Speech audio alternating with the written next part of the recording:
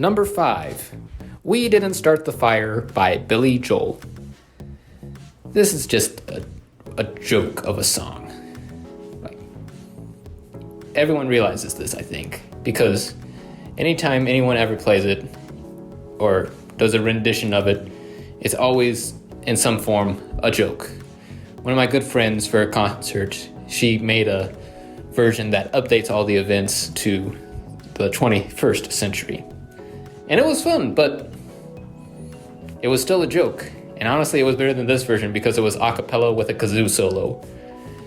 What are Billy Joel's strengths as an artist? He's pretty good on the keyboard. He can write really good hooks. He's a very good lyricist who can make all these bitter, wry observations about life. Or if you're listening to his 50s retro phase, he makes very catchy melodies. He's a very good homage artist. He can do all those doo-wop stylings and even sometimes still be fairly lyrical. I mean, Only the Good Die Young is a little bit creepy, but otherwise, he's pretty good. If you're listening to his psychedelic rock stage, he doesn't want you to do that, so why are you here? Go check out Attila. But yeah, We Didn't Start the Fire throws away all of that. It's another song that's literally just a list of all these historical events over an overblown yuppie rock backing track. Like, Huey Lewis and the News are going, "You need to tone it down, Bill. Come on, man. People are trying to sleep." It's just so loud and incessant. There's no bridge. There's no hook. It's just him shouting a bunch of things and then going, "We didn't start the fire." And it's just so annoying. I wish that the fire would stop. I wish that all of humanity would be extinguished so that Billy Joel and I will no longer have to suffer. Anyway, that's my thoughts on the song. Number 4, Pump Up the Jam by Technotronic. This one's just a really lame dance track, basically. First of all, the synth lines on here are kind of atrocious. And like Vanilla Ice before it, I think it was trying to be a bit more threatening than it necessary, or it could actually be. Because again, it's another very stripped down version of the dance track. Like, you listen to the other hits from this year, Get Up Before the Night Is Over by Technotronic, or I Got the Power from Snap, you know, they're going for those big break beats, they're going for the woo sound, you know, they're going as huge as possible. But this one's much more baseline oriented with those little synth riffs, and it kind of sounds kind of crappy, honestly. It sounds too low key for me, and it sounds a little bit clumsy. But what really sounds clumsy is the rapper, You Kid K. I believe all the Eurodance rappers have no real identity. She comes on and decides to tell us to pump up the jam and various other things in this raspy, grunty voice that sounds more like she's threatening us than getting us to have a good time. She literally references Clint Eastwood Part 3. She starts just saying, "Make my day," over and over again. Like, are you gonna shoot me with a Magnum revolver if I don't dance right now? It's just not a good dance song. It's a bad song, and it should feel bad. Number 3, Mentirosa by Mellow Man Ace. Ooh. Apparently this is the first Latin hip-hop song to become a mainstream hit. Mellow Man Ace is actually a founding member of Cypress Hill and samples a couple of Santana songs and speaks mostly in Spanglish for this one, mixing together Spanish lingo and English jargon. But it's crap. It's a terrible song. He mangles the beat, first of all. He does terrible things to the guitar line from Evil Ways. It just, it used to be like this lush, eerie ambiance, and then he turns it into an untuned banjo, basically. And then the percussion line sounds like Mario jump noises. It's disgusting when he does this. And then, of course, there's him actually rapping on it. I tend to have a little bit of a bad knee-jerk reaction to songs where it's some random dude condemning a woman for some random thing she did, like, partying too hard or something. Those just give me a bad reaction. And this is halfway to being there. It's like he's trying to tell this girl to stop playing around and stop lying, or else bad things will happen generally to her. It's not that engaging. What's really annoying about it is, one, Mellow Man Ace's flow is terrible. It's just clumsy, very square on the beat, kind of loud and abrasive. Like, he comes off a lot meaner than the lyrics probably were actually trying to be. And then, of course, his pronunciations of Spanish are pretty bad. He sounds super awkward whenever he tries to say some random Spanish word. It's just no bueno. Yeah. Great introduction to the world of hip-hop, the Mellow Man Ace. Great job.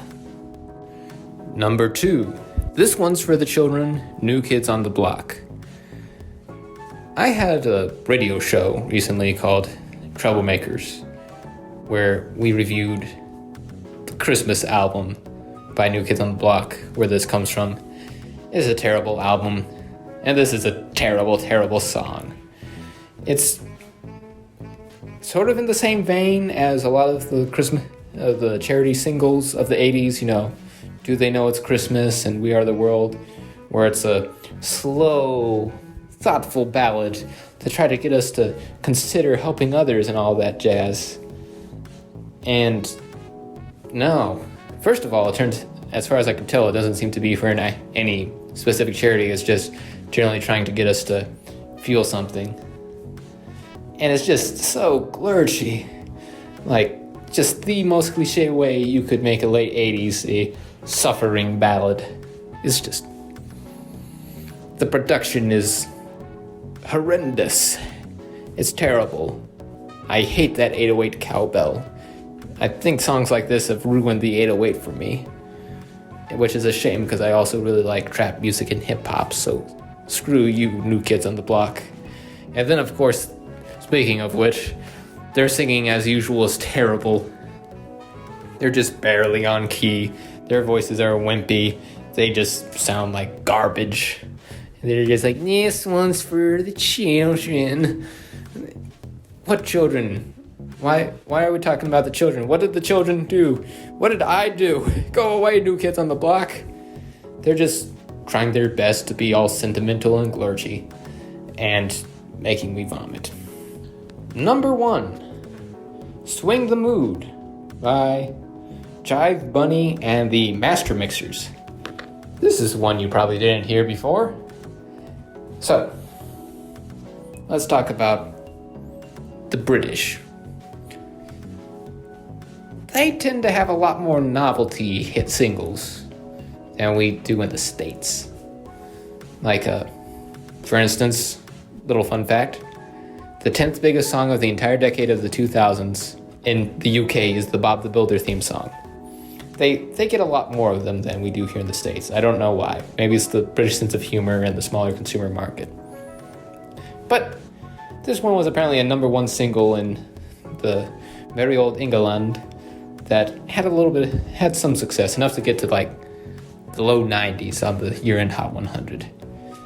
And it basically goes like this.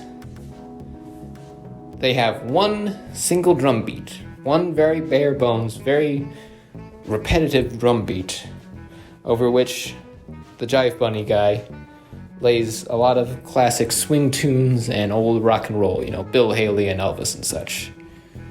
And in theory, I wouldn't really object to this sort of thing. I do enjoy a good mashup, and I do enjoy my swing music and old rock and roll. This didn't have to be terrible. Instead, it was terrible. I think a lot of it was because they just took the drums out from the original songs and then put in this one crappy drum beat, like over and over and over again. And it's just very obvious, wow, that's a drum machine with nothing to make it sound like a regular swing song. And then all the samples just sound really awkward because the drums have been taken away. The drums that give all the rhythm and drive to a lot of songs, and then they just zoop. No drums from you. Go away, Bill. Go away, Glenn. We got this. And they're just one after the other. They just sort of line them up, and they're like, "You go on the beat. You go on the beat. You go on the beat." It's like parachute guys jumping out of a plane. You just need to listen to the song to understand how crap it is. Who asked for a song like this, and for it to be this terrible, and for it to be a pop hit? No. Why would you do this to me? Why? Yeah, it's just a huge novelty song that... What's the novelty supposed to be? What's the gimmick? Generally being swing? Now we've got electro swing, and that's pretty much better than this. And that's the top 10 worst hit songs of the year 1990. I hope you enjoyed, and stay tuned for the best.